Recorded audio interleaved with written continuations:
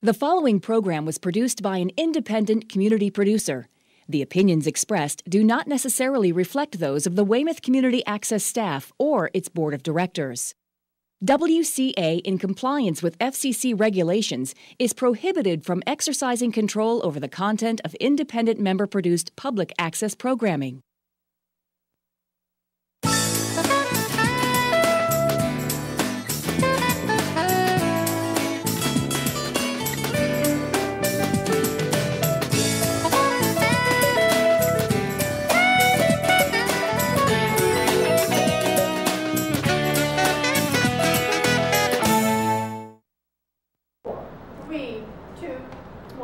Thank you. Hi, this is a great show, and I told Russ I would not move, and I won't. But please introduce yourself, doctor. What is your name? My name is Kristin Helm. I'm an endocrinologist affiliated with Harbor Medical and South Shore Hospital. What is an endocrinologist, please? Endocrinologists deal with hormonal disorders. We have lots of glands in our body, including the pancreas and the thyroid. So two of the common conditions that we take care of are thyroid disease and diabetes. Okay, and we're going to talk about diabetes today. And I'm sorry, you are? I am Beth Tulio. I am a nurse practitioner, and I support the endocrinologist. And you know, this sounds corny, but I'm so impressed. Nurse practitioner, doctor. I mean, we take it for granted, but it's years and years of study, and you have something good, you can take care of me. And I especially think it's wonderful that women are doctors. I'm biased. My Mother's Day, I never saw a woman doctor. And I think that I have a woman doctor, and she sends me to a lot of women doctors, and they're brilliant. They're bright, beloved, beautiful. It's wonderful to see. Now, what is diabetes? So everybody knows where we're at. So diabetes refers strictly to elevations in blood glucose that can be mild, can be more severe, and can affect people of all ages, really. And we define the type of diabetes depending on certain factors such as age and whether the pancreas is actually making insulin or not making insulin. But strictly, that's what diabetes is. So if you're a young child and get diabetes, what does that have to do with the pancreas? What goes on there? So almost always young children affected by diabetes have destruction of their pancreas that's fairly rapid for reasons that we don't understand, and they need insulin right away, or they could be severely ill, whereas adults are diagnosed with diabetes in a more mild state and oftentimes can be treated initially through the combination of diet and exercise, potentially pills, usually not insulin right off the bat. What is insulin? What is insulin? Yes. Insulin is a natural hormone made from our pancreas. So it is made from our pancreas, and that does what? What does it do? We take insulin by needle? Yes. And what does that do? If I didn't have the insulin, I could die, right? I mean, if it wasn't. So we put insulin in and we check our blood, and that makes sure it's. What happened before insulin? People did die, right? All right, so we're at the stage where, okay, we need insulin. Do most of the people need insulin when they get an adult? I think the longer somebody has diabetes, the more likely they're going to need insulin. So unfortunately, some people are diagnosed in their 20s and 30s today with the most common type of diabetes, and if they don't take care of themselves or they just are unlucky, they may need insulin within 10 years, whereas somebody who's diagnosed in their 70s, depending on their other medical problems, may not need insulin. And what do we do with insulin? I mean, how is it made? How do you get it? You buy insulin, right? And you go and you show me how do you work it. How do I know I have diabetes? Well, it's usually diagnosed by blood work. But do you know before, are there symptoms we can look for? Some people do have symptoms, but it's actually, sometimes the symptoms are very mild. Okay. The extreme symptoms that people do recognize are weight loss, thirst, frequent urination, getting up in the to go to the bathroom in the middle of the night more so than you used to before. And other people who have a gradual elevation of blood sugars don't have many symptoms at all. And that's the tricky part. Okay. What about diet? We talked about exercise. Talk about that a little bit before we get into the other. What should everybody do, besides if you're prone to diabetes? I think in general, people need to eat less. Most people these days, whether they have diabetes or not, know that fast food and processed foods that are high in sugar, high in fat are not good for them. And so some people are better than others at avoiding those, but in general, those are the things that are easy to get when we're on the run, picking up lunch on the run, etc. So I think as much as possible, making food at home and limiting the amount of fat and oils that we cook with, and balancing our diet between proteins, fruits and vegetables. Carbohydrates are not bad, it's just that we eat too much rice, too much bread, too much sugar, pasta. What about sugar? Well, ultimately everything we put in our mouth gets converted to sugar. Some foods more quickly than others, such as the pastas and the rice. And so it's more striking a balance between what we're eating, how much we're eating, that I think people can learn how to do when they have diabetes, and can be successful at controlling their disease simply by doing diet changes. Let's not laugh it off, and some people, let's tell them how serious it is. What are the consequences if you don't take care of your diabetes? Unfortunately, you name it, almost everything.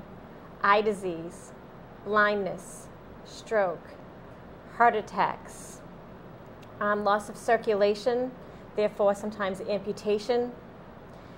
One of the most common ones we see is neuropathy. It's an altered nerve ending sensation, painful feet. And what happens with neuropathy? How can somebody tell if they have that?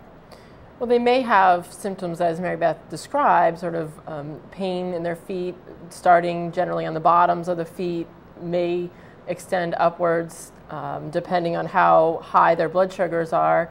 And it happens simply because the nerves get damaged from the chronically high blood sugars. Some people don't have pain, they just don't have sensation. So if they're walking along the beach and they get a cut on a seashell or something, and they aren't good about looking at their feet, that sort of thing can get infected, and that's why diabetics have more foot infections. And they don't heal as quickly as other people.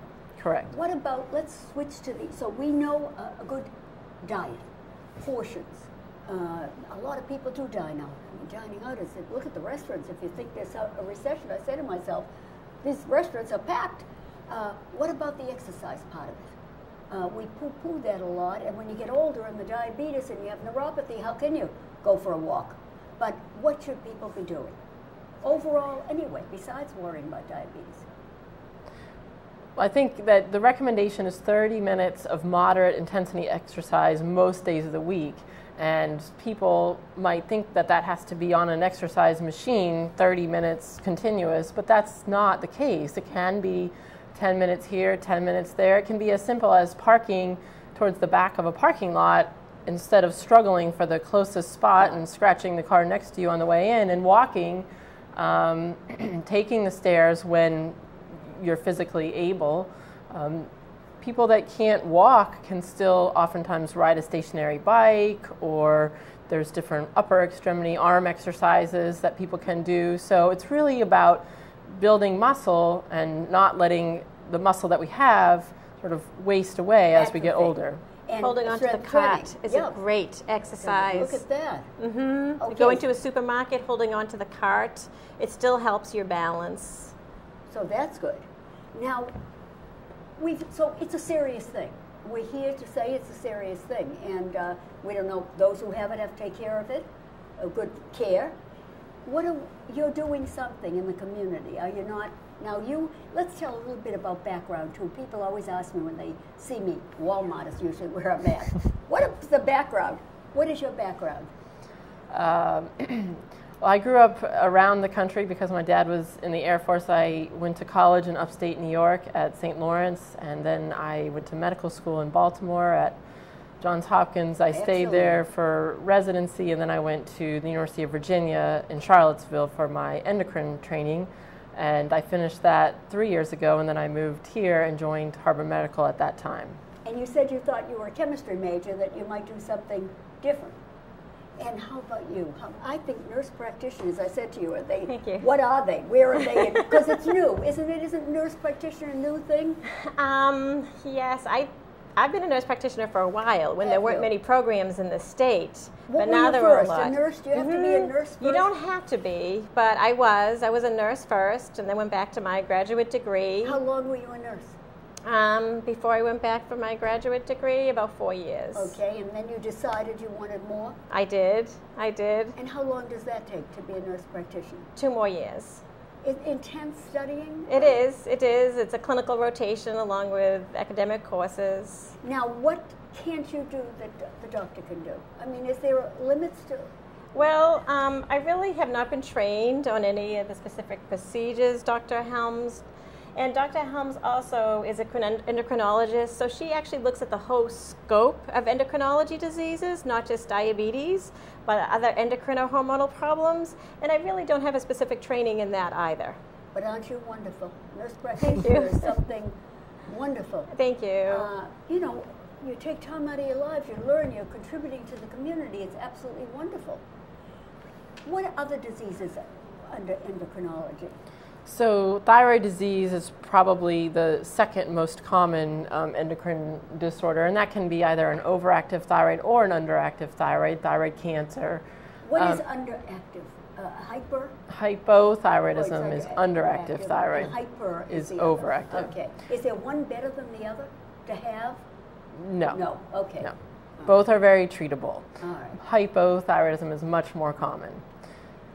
We deal with pituitary disease. The pituitary sits hanging off the brain and regulates multiple systems in the body. So we deal with that. We deal with osteoporosis, which is bone disease. Oh, I can raise my hand to a lot of those And things. adrenal disease. The adrenal glands, we need those to function. And to function every day. Yes. Okay. And then, you know, the ovaries and the testes, so reproductive hormone abnormalities also exist in people of all ages, so we also deal with those glands. And you know about that.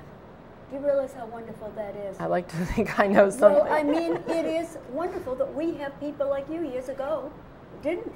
And you have people in the community who can help you. And these are very serious diseases, and there you are. You're having some type of, aren't we having a conference or what are we doing on this? We have several exciting things happening.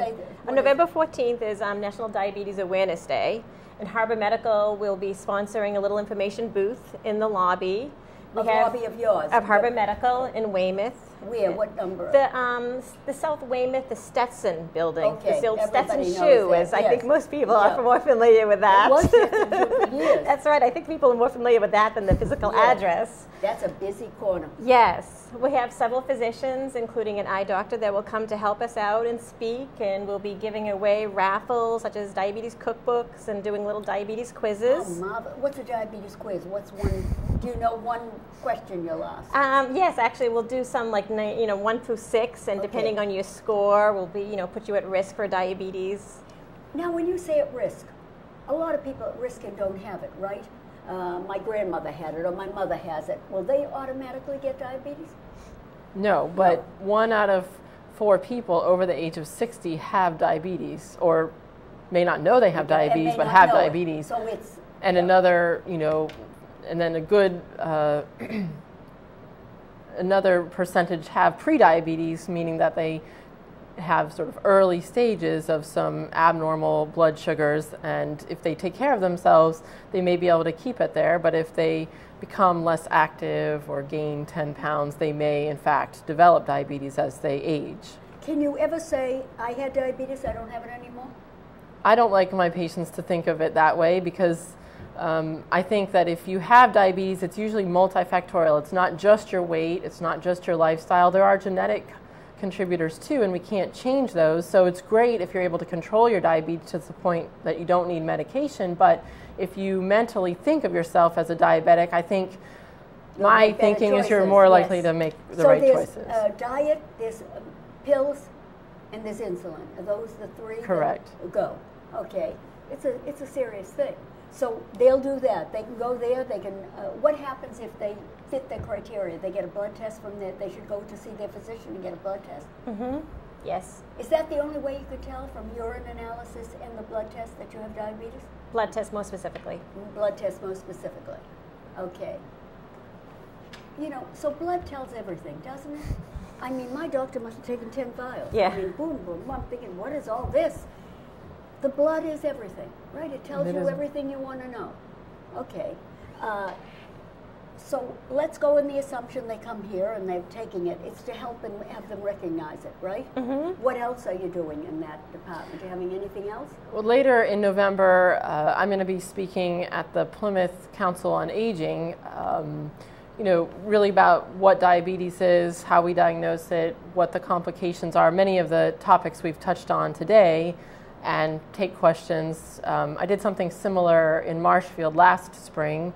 And some patients know they have diabetes and have already discussed it with their doctor, but some don't. They read in the magazines that it's common and they just want to learn more. Can you have it not have one symptom? Yes. Mm-hmm. You can.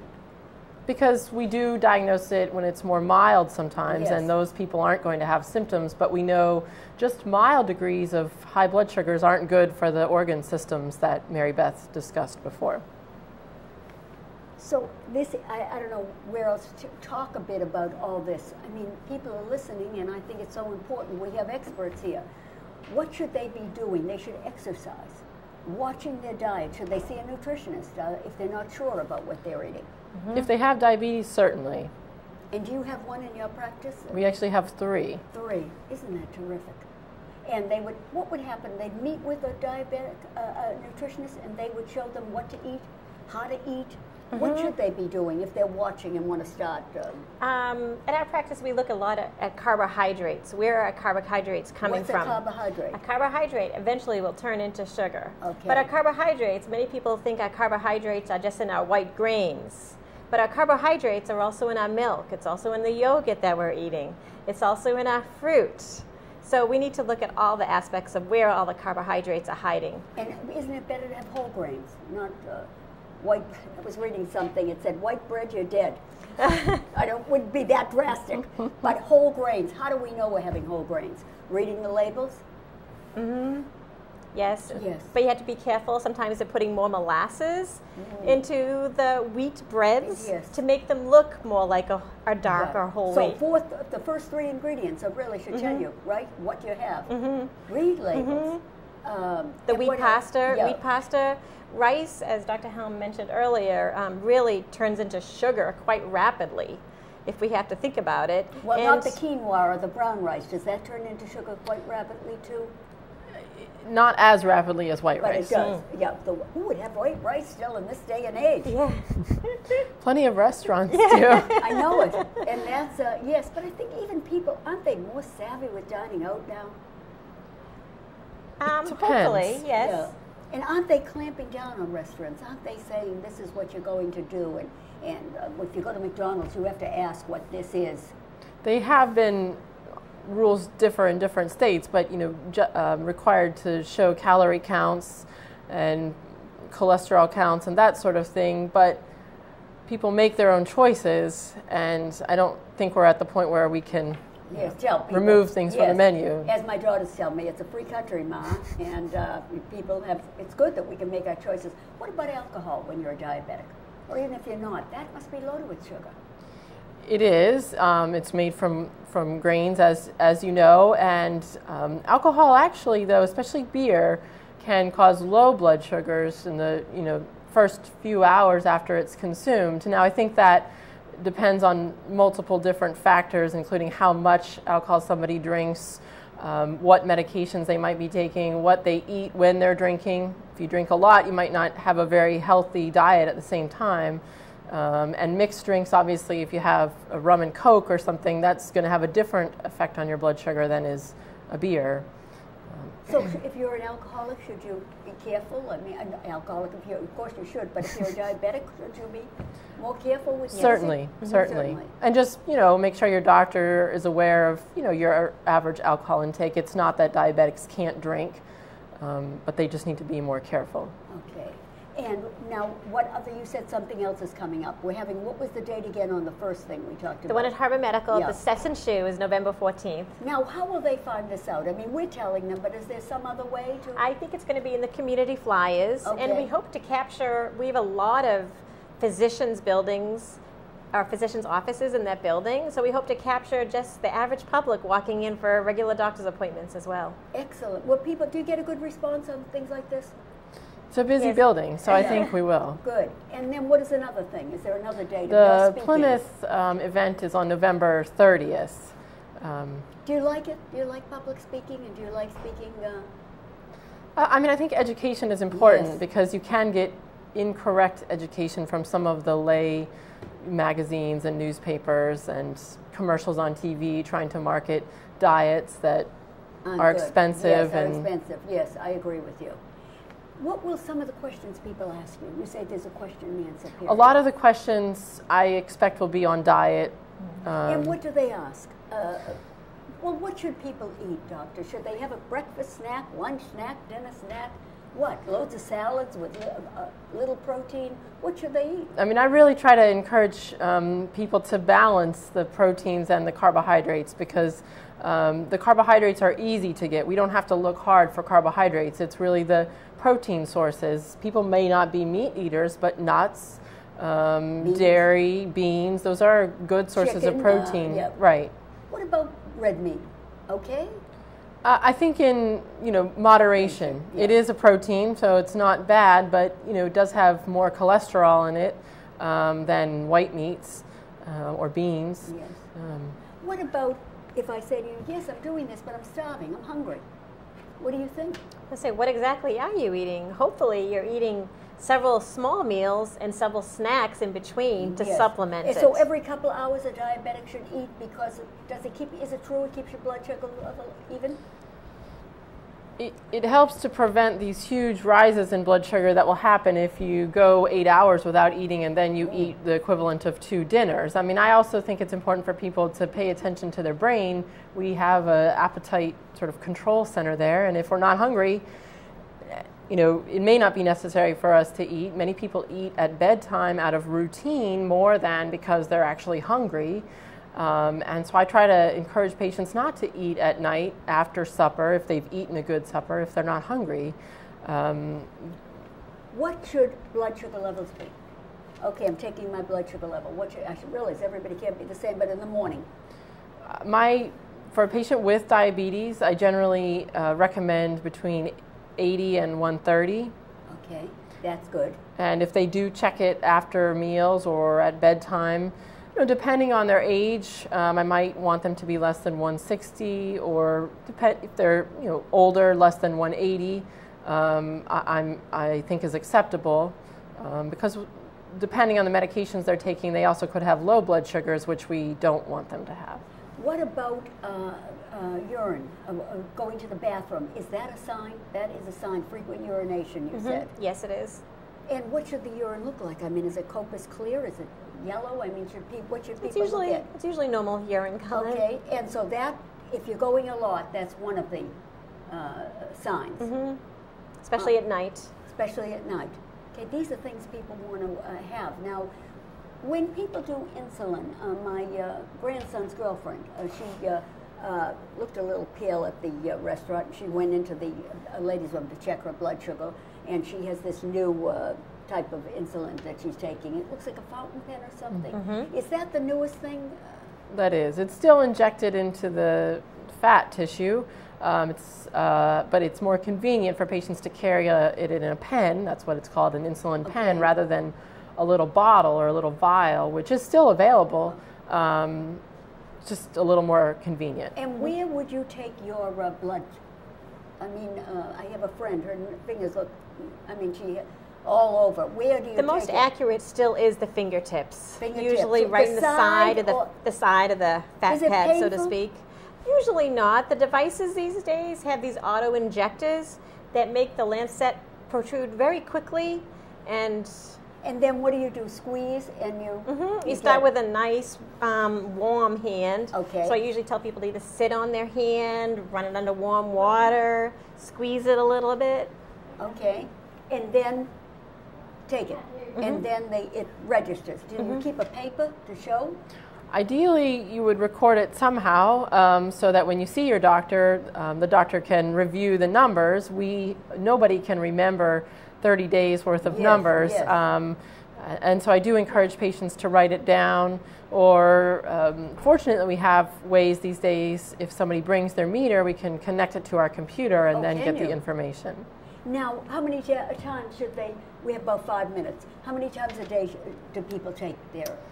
That depends on the patient, that depends on the medications they're using, how well controlled their diabetes is. Certainly, I think once a day in most patients, doesn't always have to be the same time of day, but once a day keeps them in touch with their diabetes, and they don't forget it then. But if somebody's on multiple doses of insulin, they certainly need to be checking multiple times a day.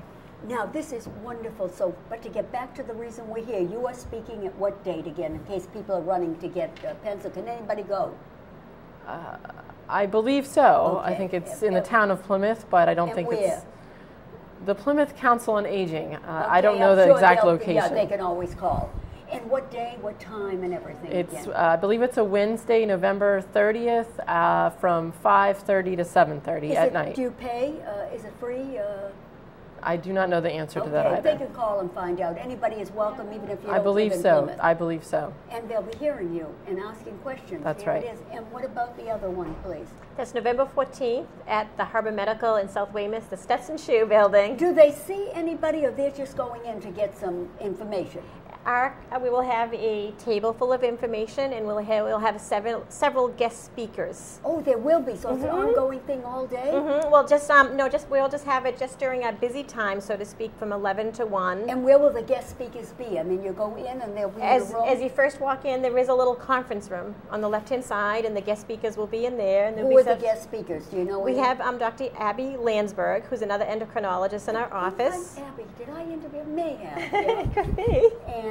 And then Dr. Nielsen, and he's an ophthalmologist, and he will speak about diabetic eye disease. Because eyes can be a big issue. Look at how many organs this attacks. And then we'll be out there to answer any questions. That's wonderful. What would you offer up now before the end of the show? Anything we haven't touched on that we should? The only thing that I don't like my patients to get discouraged when they're diagnosed with diabetes, because it is a very, very common condition, and one can live many healthy years with diabetes, but unfortunately, it does require things like checking blood sugars and, following with a doctor, 3 or 4 times a year. And walking and some exercise and watching your diet. Correct. Yes. Okay, we have 3 minutes. So if they can see nutritionists in your office, you have 3 of them. This is what you need. You need education. You can't say, I have diabetes, they just told me, and That's go correct. about your business, can you? I mean, you need to be treated. Probably It's a major not. lifestyle change. And just go over the lifestyle change again before we end, so that people More or realize less it. diet, carbohydrates and modification, serving sizes modified, daily exercise, or at least daily activity, depending on your physical health. And maybe not dine out so much. I hate to say the restaurant will throw stones at me, but maybe you can have control if you're eating at home more. Anything else you'd offer up, doctor? No, I think primary care doctors these days do a good job Yes. of screening for this so that we do diagnose it earlier. But if somebody has symptoms that they think might be suggestive of diabetes, they can always call their doctor and be seen sooner rather than writing them off. And what is this AC? Is it AC, that number, that you want to be under 7, is it? That's correct. That is the hemoglobin A1C, and that measures or reflects average blood sugar for the preceding 3 months. So the goal is 7% or below, which would translate on a finger stick to in the 150s or below. Is that okay? That's the goal for patients with diabetes. Okay. Oh, 1 minute. Thank you so much. My mother was here. She'd be very excited that I was doing a nurse practitioner and a doctor, because in her world, we're Jewish. You either were an accountant, a doctor, or something else, but you were up there. And she was very intimidated by doctors. If the doctor said jump, she said how high. I mean, she had really respect, which I think we do. But in this day and age, we also ask questions, which we should. And I just think it's wonderful. And this information, people should go and listen to you. Here you are, an expert. This is what you do. And the meeting, everybody will be there. Anybody can walk in. Okay. That's correct. I didn't move. Bye-bye. Bye-bye. Wonderful. That is wonderful.